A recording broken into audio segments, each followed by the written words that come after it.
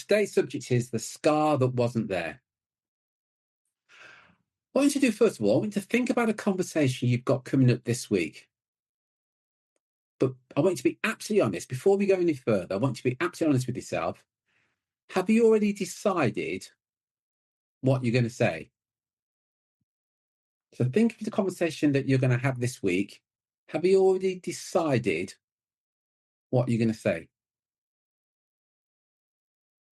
Another question. If I asked your best client, so think of your best client, and I was to ask them, what do they think about what you charge for your work? Would they say more or less what you're charging? Yeah, would it be more than you're charging? Would it be less than you're charging? Just some thoughts, some questions for you to think about. How many of you, and you hear this all the time, and not just recruiters, people say this, I can just read the room. When was the last time you walked into an important conversation already knowing how it was going to go? Not guessing, not hoping, but you, what I often hear is people go, oh, yeah, Terry, I can just read the room. I know how this meeting's going to go. By the way, I also think that's a kiss of death when you're thinking like that. Because the reason I'm asking this question, because in a few moments I'm going to share with you about an experiment that will make you question how you go into a room.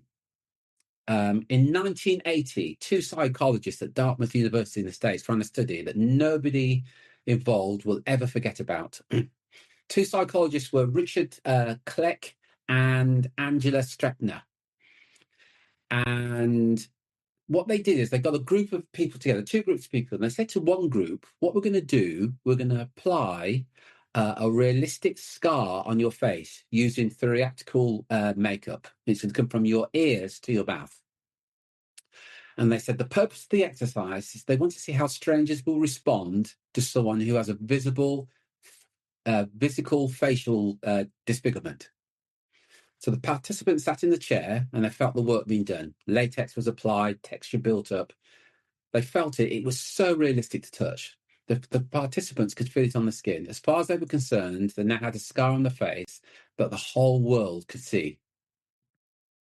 And they were told, well, what we need to do now is go out and talk to a group of strangers. So one group have got no scar. I think there's 12 in each group. And another group have got this scar. But just before the participants with the scar, just before they were going to go out to this social situation, the researchers told them that they needed to apply a small amount of moisturizer to stop the latex from cracking. What the participants didn't know, that when the makeup artist went back to them, what the makeup artist did was completely remove the scar. Every trace of the scar has now gone. And they walked into the room with a face that looked normal. And then something happened that should stop you right now in the room in your tracks. Because the participants that thought they had the scar, first of all, the participants that didn't have the scar, they said, yeah, it was fine. Just had a normal conversation with people, seemed to go pretty well. Nothing out of the ordinary, really. The participants who thought they had a scar, and I want you to remember that, they thought they had a scar, they said things like this. Subjects treated me differently. They looked away. Some of the subjects seemed uncomfortable and awkward. One lady claimed that one of the people she spoke to said they didn't give me any eye contact whatsoever. They simply stared at the scar. Yeah, the scar that wasn't there. It was never there. But their belief was that it changed how people read them at that because they thought they had the scar. Here's the thing. They weren't responding to reality. They were confirming a story that they'd already created. Here's a question for you. Where are you doing exactly the same thing? Think about a conversation you've been avoiding with a client or a candidate. The fees that you've been softening before the client said a single word. The follow-up calls you've been putting off because you've already decided what the answer is going to be.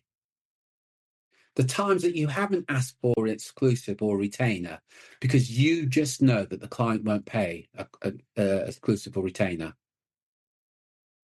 See, you're not responding to the clients, You're responding to a story, a prediction dressed up as perception. Remember I talked about, yeah, I can just read the room, I just know. Here's the thought. Most people think they look at the world through a window, clear glass, and what's there to see is just they see. But that's not how it works. A window shows you what's there. The lens shows you what you already expect to find. The question is not whether you have a lens, because everyone does. The question is, everyone in this room does. The question is, when did you last clean it? Or more importantly, did you even know that you were wearing it? Imagine someone, I'm going to ask you this question, Mike, with the identical skills, identical experience, identical results to you, but none of your history with difficult clients, with fee disputes or knockbacks. How would they walk into the next big conversation with a potential client? The question really, Mike, is what would they do that you may not be doing? Sorry, I don't quite get that question, Terry. Don't you? No. Okay. Sorry. No, don't apologise. This is the way I've asked it. Imagine somebody that's got your skill, your experience, exactly the same, but none of the history that you've had with difficult clients who've pushed you back on your fees. How would they walk into the next big conversation? What would they do that you're not doing? I guess if they didn't have the experience of being pushed back on fees, they just assume that people just pay what I'm asking people to pay. Mm. But it's interesting. Right. Your perception is reality, isn't it? That's right. And yet, whatever you perceive is real. If you perceive that my market doesn't pay retainers, that's your reality. That's right. If you perceive that, well, everyone pays retainers, then that's your reality as well. That's right. Yeah. And the one that we've all heard it here. People go, yeah, but in my market, and they say, but my market's different. So this is how they react to my market. We've all heard it, or I can just read the room.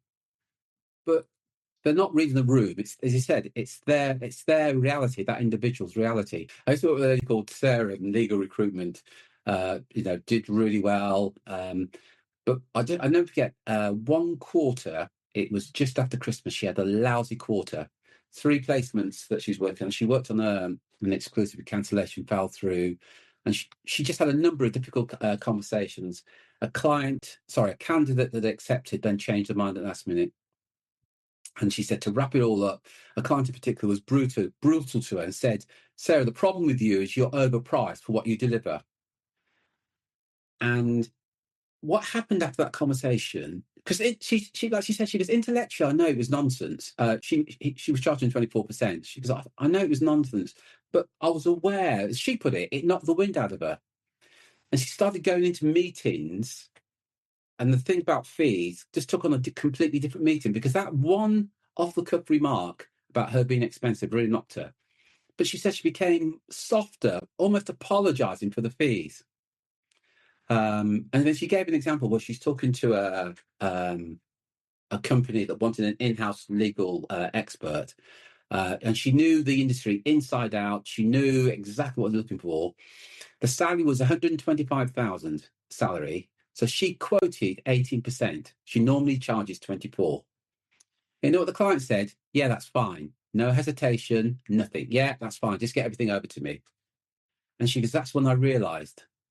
Because the gap between where it should have been and where it was something like, I think it was like £9,000, all because of that off-the-cuff remark about one client saying, you're too expensive. She's gone to another conversation with that scar. Think about it. How many times this month has that shown up for you? Here's a question for you. If your biggest competitor walked into your best prospect's office tomorrow with your exact experience and results, but none of your hesitations, do you think they would get a higher fee? Just give me a yes or no in the chat. So your biggest competitor walked into your best prospect with the exact same period experience and everything else and results, but none of your scars. Do you think they would get a higher fee?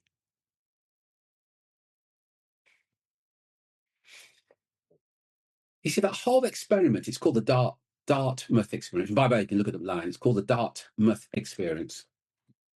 It's interesting, but at a level, it's also uncomfortable because none of those participants were lying. They weren't being dramatic. They genuinely experienced the social interaction as they described it. The coldness, they actually felt it. That lady that said that one of the subjects wouldn't look her in the eye and only looked at the scar that she didn't have was real. Everything they reported felt completely and totally true. See, that's the thing, the whole point about this. You can't always tell the difference from the inside between responding to reality and confirming your story. Because often both feel identical, both feel like the truth. And the only way for you to know which one are you doing is to stop. And the question that Michelle came up with, is this real right now? Is that right? Or am I walking or wearing something that's not there? Am I going into these conversations thinking that everybody can see my scars, but they can't? And here's another thought. Think of a costume, not a disguise, but an actual costume, something that you'd put on for a specific role in a specific situation. At some point in your career, something happened and you would have put on a costume to protect yourself, undercharging slightly so the conversation stays comfortable. Softening the clothes so it doesn't feel too pushy. That's what I always get. I don't want to sound too pushy. Holding back on retained conversations because the last time you asked, it went badly. That one always gets me. People say, but Terry, in my market, they don't pay retainers. I say, when was the last time you asked for a retainer? Well, I haven't asked one for ages because nobody pays them. Well, when was the last time? If you remember, well, it's 3 or 4 years ago. And how many people have you asked? Well, Terry, I must have asked at least 10 people. What you've done is you've identified 10 people 3 years ago that didn't want to pay a retainer, or maybe it was the way that you asked for it. But that doesn't mean that nobody in your sector, as an example, will pay a retainer. But here's the thing about these costumes. If you wear one long enough, you forget that you're putting it on. You stop thinking of something that you choose and start thinking of it, something as to who you are. That costume becomes your identity. And now that identity is running your business. So here's the one I want to leave you with. The behavior you're running right now that started as a response to something real, but has quietly become a rule you never chose. That certainty that you carry into the room until the other person can't see it. But it shapes every single thing that you do to get there. That certainty is your scar. And that room that you're about to walk into has no idea it exists. The people in that Dartmouth experiment, they were not broken. They were human. But the brain does exactly what it's designed to do. It predicts and it protects. I want to repeat that. It predicts and it protects. And it will find evidence to support whatever beliefs you have. So a challenge for you for this week is to just be aware of what's going on and pause before you walk into the room or get into that call and ask one question. Am I about to respond to what's actually here, or am I about to confirm a story that I wrote some time ago about something else in the year that's already behind me? Walk into the room, not the mirror.